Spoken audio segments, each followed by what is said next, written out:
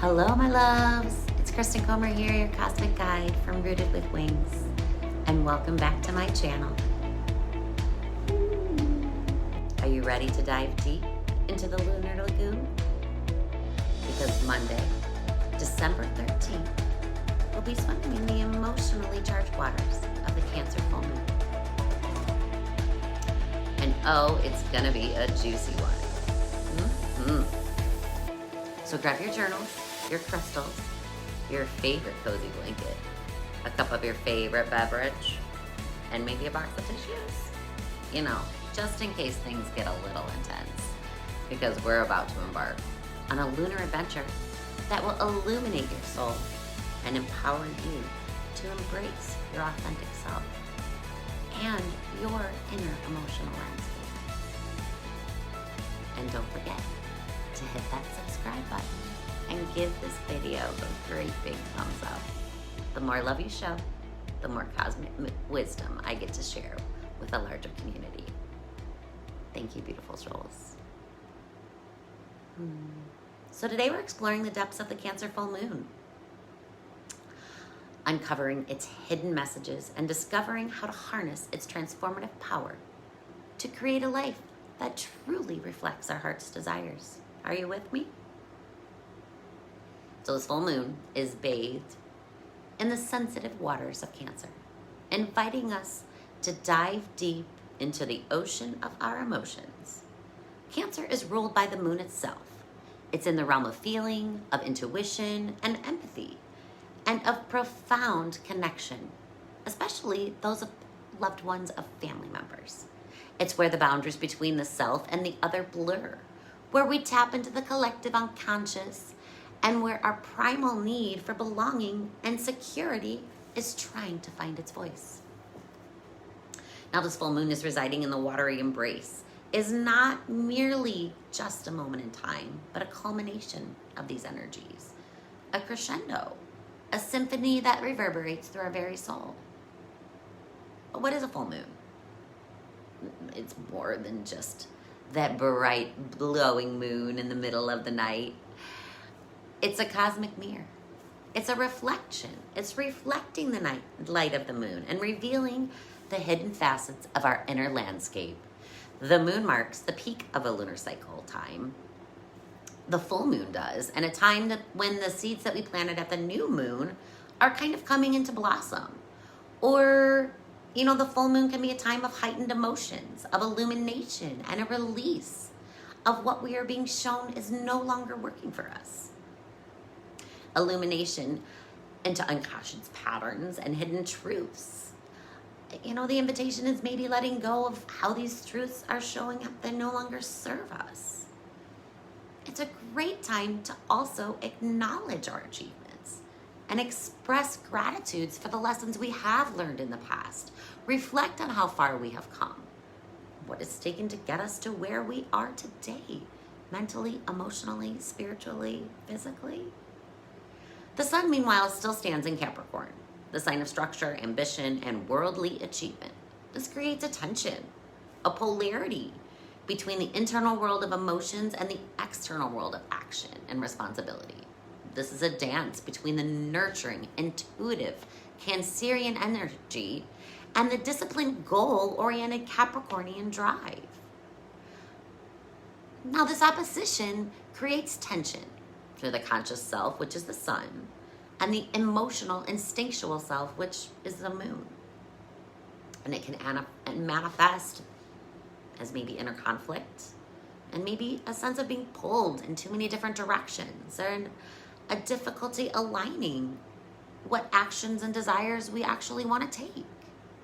Now, with this lunar landscape, we're also going to find Mars, a warrior archetype, kind of retrograde in Cancer. It's going backwards, and it makes that Mars energy turn inwards, and it keeps these emotions simmering beneath the surface.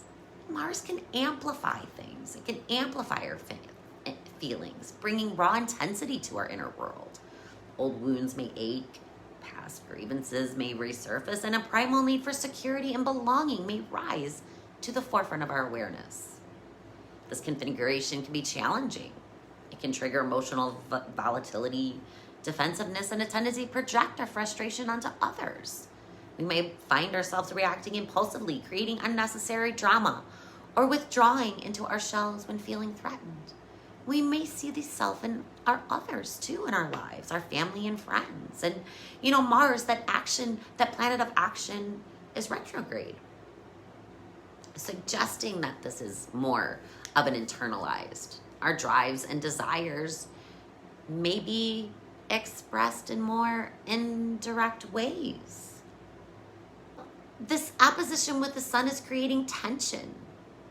This Cancerian energy can also manifest as a strong desire to nurture and protect loved ones.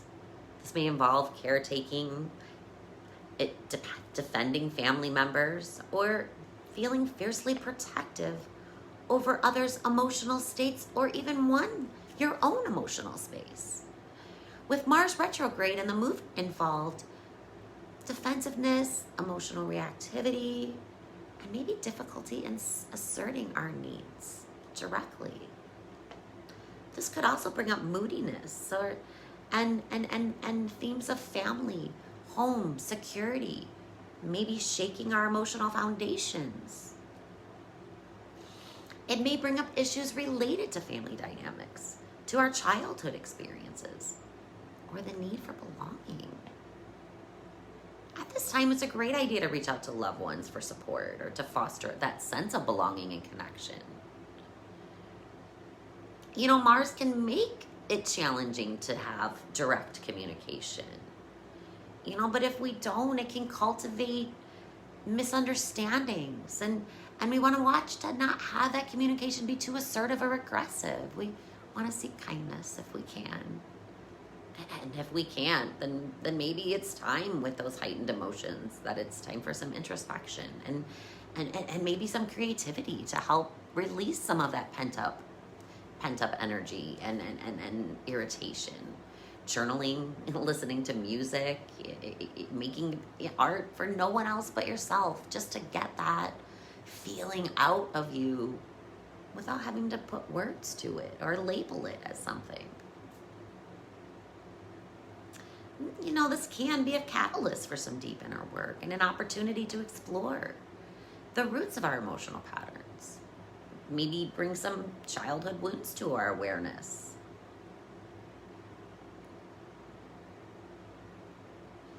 Mars also is a sign of strength and will. And Mars in Cancer retrograde is maybe helping us to redefine that. Moving away from traditional notions and actions of aggression and dominance and maybe towards more nurturing and compassionate expression of power and not making it so controlling, maybe making it about others feel powerful. But fear not. This potent energy is not without more allies. This Mars in Cancer retrograde is getting some supportive energy from Uranus and Taurus, who's also retrograde. This whispers of innovation and breaking free from our limiting patterns and finding unconventional ways to nurture our authentic selves. Question outdated traditions, challenge the status quo, or create a life that truly reflects our own unique needs and desires. Now imagine that the rebellious spirit of Uranus has infused the emotional depths of Mars and Cancers. It can be a spark of innovation within the realm of feeling, a call to break free from emotional constraints and outdated beliefs about security and belonging. It encourages us to find new ways to nurture ourselves and our loved ones, to create a sense of home that honors our individuality and supports our authentic expression. This prompts us to re-examine our ideas about what security and stability really mean to us. We may question those traditional approaches to family and home and emotional authenticity, seeking more unconventional, maybe innovative ways to create that sense of safety, that sense of belonging and connection with others, maybe creating our own soul family. We may find new ways to express these emotions and to maybe nurture ourselves. And connect with others. You know, this could involve maybe seeking out unconventional therapies and creative outlets, or using our spiritual practices and getting in touch with those emotions. This also encourages us to create our own unique family structures and redefine what home can mean to us. Within tradition, there's an urge to break free. It's encouraging us to find ways to honor our roots, honor our heritage, while creating a more authentic and fulfilling emotional life that may be infused with out-of-the-box thinking and something new. But be mindful that that's a gradual approach to change. This isn't maybe something that happens overnight, so be gentle with yourselves. The emotional needs are going to be a little sensitive at this time. With both of these planets retrograde, there may be a resistance to change or a tendency to cling to those old patterns, even if they aren't serving us anymore. And that's okay. As we challenge our old emotional patterns and redefine that sense of security, we may feel uncertain and not know how to move forward. But being ready to embrace some change and taking courage to try to find a new way of expressing our emotions and taking action so that it doesn't build up into that resentment inside ourselves or towards our family and our loved ones, which sometimes is who we tend to take out most of our reactions on. So this alignment is inspiring us to find innovative ways of nurturing, embracing it in an authentic way, honoring our unique emotional needs and the unique needs of others. Even if we can't meet them, doesn't mean they're wrong. Even if others can't meet us with our needs, we can find other creative ways to have those needs met. Encouraging us to find new ways to create stability and security within our emotional landscape to support our long-term well-being. And as if to further soothe these turbulent waters, Mars receives a gentle trine from Neptune, who is in Pisces. This ethereal connection infuses with emotional intensity, with compassion, with intuition, and spiritual awareness. It's an invitation to dive deep into our dream world, to connect with our higher selves, and to allow our spiritual vision to guide our actions. Neptune in Pisces, you see, it can dissolve the boundaries from this world to that world. It invites us to merge with the collective unconscious, to tap into the universal flow of love and compassion. It reminds us that we're all interconnected, woven together into the tapestry of this existence. Now, this trine to Mars in Cancer from Neptune and Pisces offers a profound opportunity for healing. But it encourages us to take actions and approaches our emotions with compassion, and to forgive our others and to forgive ourselves, to help release the grip that these past hurts and resentments may have on us. This is turning our assertive energy inward and focusing on that emotional security. But Pisces heightens our sensitivity, heightens our intuition, and our connection to the spiritual realm. This trine is a harmonious flow, suggesting that the emotion and introspection can lead to insights that can give us ways to act and compassionately. It's inviting us to explore our emotions with deep sensitivity and creativity, and to connect with our purpose that guides our actions to be our more authentic, higher version. And what does that look like to you? What does that feel like to you to be and to embrace more authenticity into your life? You know, this Mars and Neptune aspect encourages us to integrate our dreams with practical steps, challenging our spiritual insights into tangible expressions of love, of compassion, of success, of creating our dreams.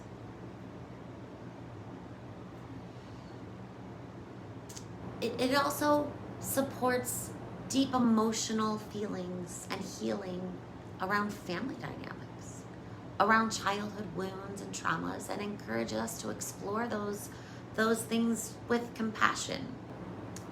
With Neptune involved, our intuition is heightened. This aspect is encouraging us to trust our inner guidance, to follow those dreams and connect to the spiritual realm and use that to inform our actions, to find peace within ourselves and others, and just to help to release some of that anger. It's asking us to act from love and kindness and compassion towards ourselves and others. It's reminding us that our spiritual connection can be a source of guidance and strength. We can tap into a deeper sense of purpose and empowerment with this energy. It is reminding us that vulnerability is a strength and not a weakness. It invites us to use our creativity as a tool for self-discovery, for manifesting our dreams into the tangible reality. Now, there are some challenges when we are navigating this Neptune energy. Escapism and idealism are too. Neptune's influence can lead to escapism or unrealistic expectations. It's important to stay grounded in reality and to plan to take action with aligned steps, even if it is spiritually. But we need to stay grounded in this energy to create those emotional boundaries and to avoid getting lost in the sea of emotions. Engage in spiritual practice that deepens your connection to your intuition and inner wisdom. Allow yourself to express your emotions and to connect with others on a creative and compassionate way. Find ways to connect and contribute to the well-being of others through acts of kindness and compassion. Or do that for yourself if you need it. Practice forgiveness for yourself and others. Release the resentment that you have and create emotional space by slowing down, by taking time. We've got to take time to feel and bring those emotions into us. The best way to manifest is to meditate on how you feel. Pretend like you already have your dream. Pretend like you already have what you want, and those emotions can help bring that in. Fill it into your heart. You know, this full moon in Cancer is a time of profound potential.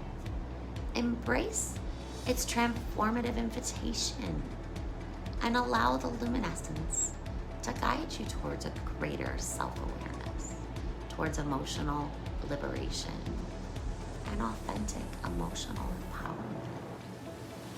Thank you so much for listening to me as I dissect the energies. I really hope that these cosmic connections can help you in this part of our journey to some profound growth. Many blessings, my friends. Happy full moon. We'll chat soon.